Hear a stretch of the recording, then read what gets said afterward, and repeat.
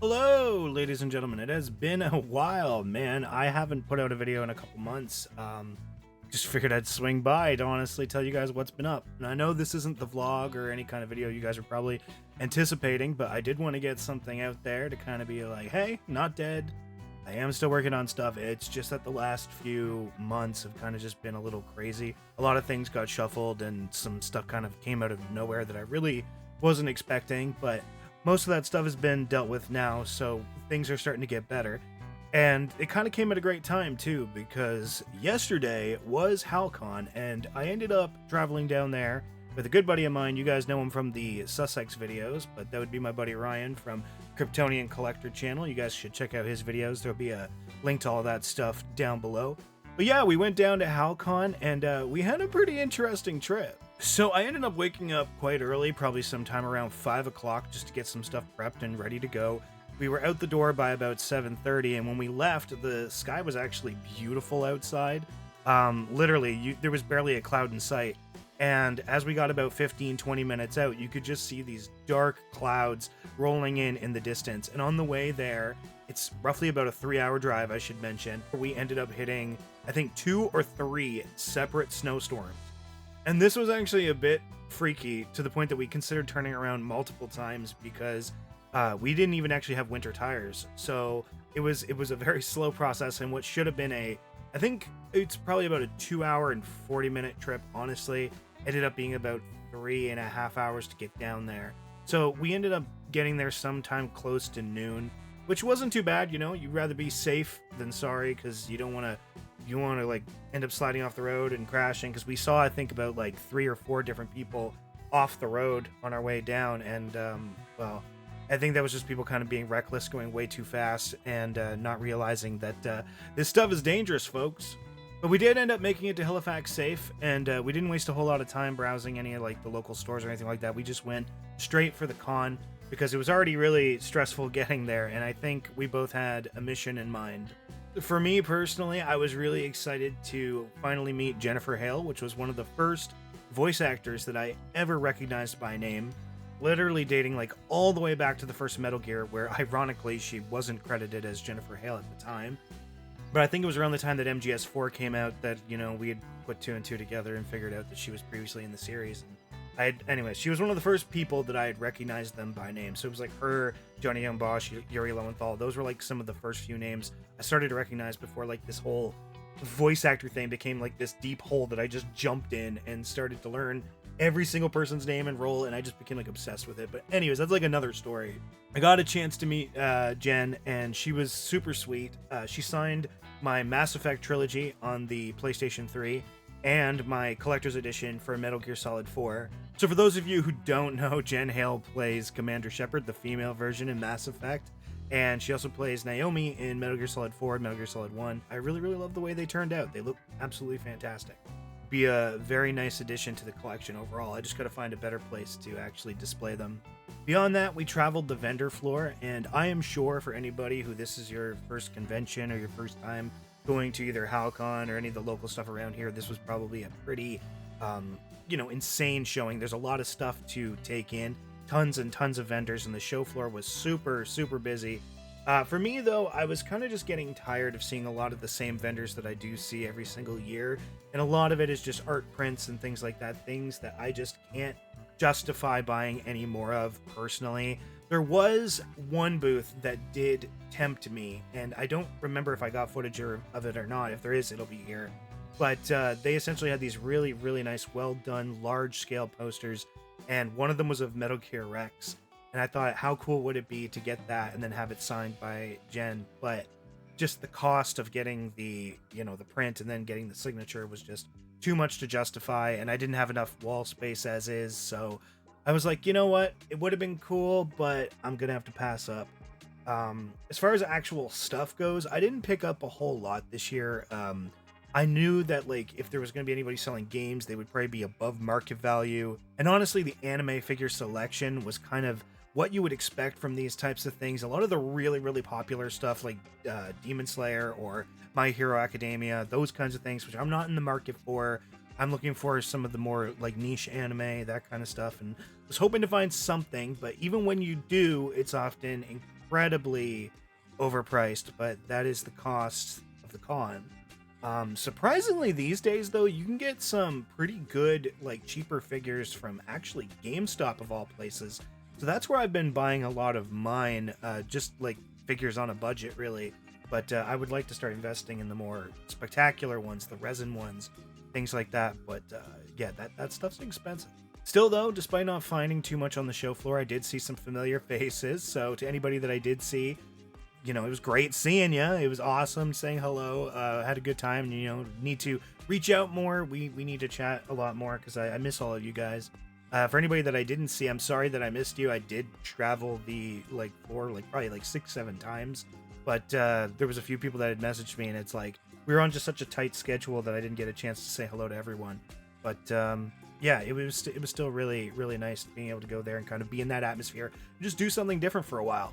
I also got to say, huge shout out to Monster. This video is not sponsored, but there was a incredible Monster booth there where they were literally giving out free monsters. They do this almost every year, and I always try to make a habit of going there and getting a free monster because, man, Monster's expensive, boys. Monster's expensive, and I am an addict. But yeah, that was super nice. So we swung by there, and on the way back, we were hoping to get something, you know, maybe more like a local thing, but we were like too pressed for time, so we just grabbed some A&W on the way back, and we were like, yeah, screw it, that'll be good enough for today. And then another 3-hour drive back, so I think it was like roughly about 6 hours of driving, and yeah, and about maybe 2-3 hours on the con floor, kind of taking a browse around and all that stuff. But I still think it was worth it just to be able to meet Jennifer Hale, and I had an overall good time. Well, putting Halcon aside, the reason I kind of want to make this video really was to give a small insight into what I've been thinking as far as content and stuff like that goes for the channel and for Twitch and all that. Like I said, I had just been very busy, and that tends to be how it always goes. I just don't get a lot of chance to make stuff. And the content I was making was essentially vlogs, and I was doing some ranking videos. Now, the ranking videos, they, I'm going to be honest, I kind of just make them more so to try and bring in engagement, to bring new people in and get people talking. But the one thing that you learn really quickly is when your opinions differ from someone else's, people aren't always nice. And they're often very vocal, too.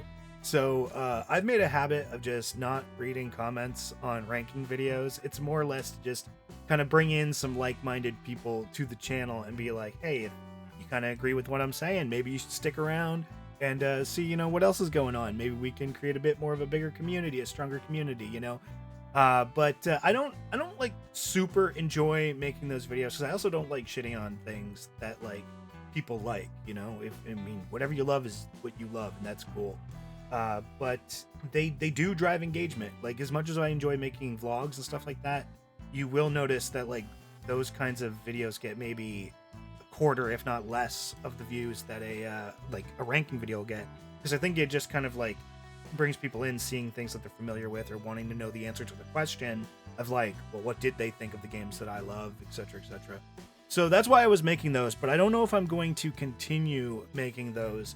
I do like making vlogs, and the reason I've kind of like abstained from making any vlogs in the last little while is really just nothing was happening that I thought would be like relevant, and a lot of it was kind of some I don't want to say depressing, but just some more taxing events, you know, things that were just stressful and kind of just analytical and boring, you know, just like those types of things. So I didn't really have a whole lot to film or a whole lot to say. Like, I have been playing like a few games recently. Like, I've been playing Remnant 2 with the boys, you know, mainly just with Josh and Torma.